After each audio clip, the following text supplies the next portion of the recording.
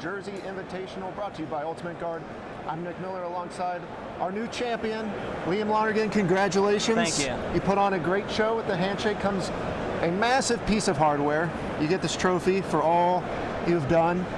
And I got a little gift for you here, because I hope your mid-December is open. Oh, it is. As you are going to the Players' Championship, my friend. Thank you. How's it feel? Feels excellent. It still feels like a dream.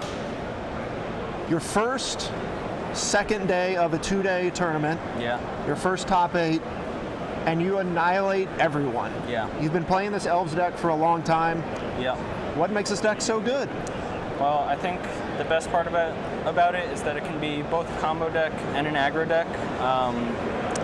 With the Elves, you play Elves on turns 1 and 2, maybe even 3, and then turn 4 and onward, you can hold up Collected Company and Court of Calling. And there's several 1-ofs in the deck, and just very powerful cards that you can get with Court of Calling and Collected Company. All right, coming into the top 8, you were kind of one of the unknowns of this tournament.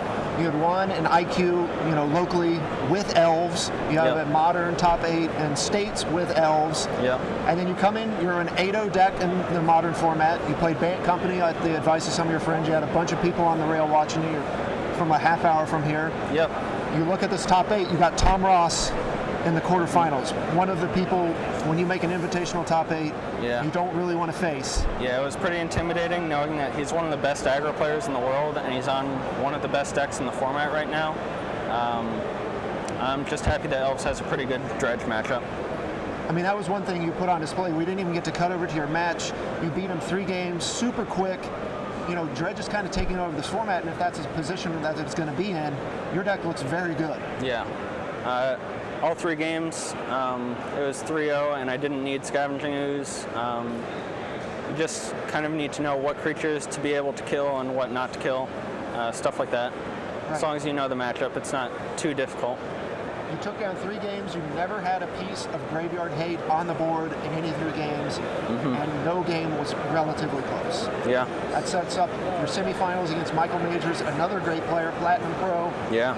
It's a tough matchup. Again, no problem for you. Yeah, that I was not expecting. I definitely got a little bit lucky there, and I think at least 2 of the games.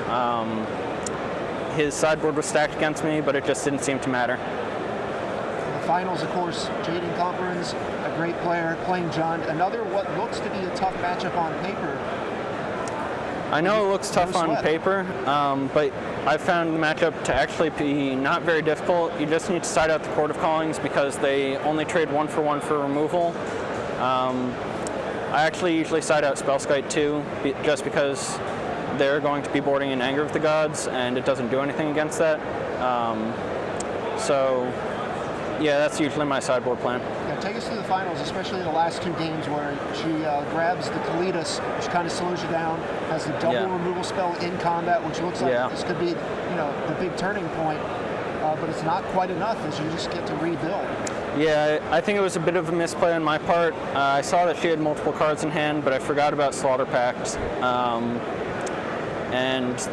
I think I should have held up company until her end step. But I was just hoping to get the Archdruid there and end it. Okay. And then game 3, she mulligans a little bit, only has a 1-lander, but she plays Grim Lavamance on the first turn, and I can hear from the rail, your fans kind of gasp. They're like, well, that's a bad card in the matchup. But when she didn't have the second land, they all kind of were relieved. On a mold 5, that's definitely one of the ways that Jund can get back into it. A lot of the time, if I know my opponent is going to have Lavamancer, I board in Revoker, Phyrexian Revoker, to name Lavamancer. I actually forgot to board it in, but the no second land and only 1 card in graveyard for quite a while was a huge help. All right, well, you get a ton of money, you get an invite to the Players' Championship, you get an invite to the Pro Tour coming up, and more importantly, you get your own token. We got to think it's some sort of elf, right? Yeah, it's definitely going to be Elf Warrior. I just want to be able to play a token with my own face on it. Can't think of anything better than that. Right, you showed me a couple of tokens. Your dad, an artist, kind of made some of your own.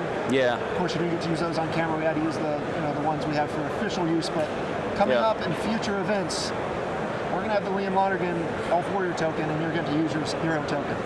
Sounds fantastic. All right. Well, congratulations. I'm going to send it back to Patrick and Cedric one last time here in New Jersey. Thank you.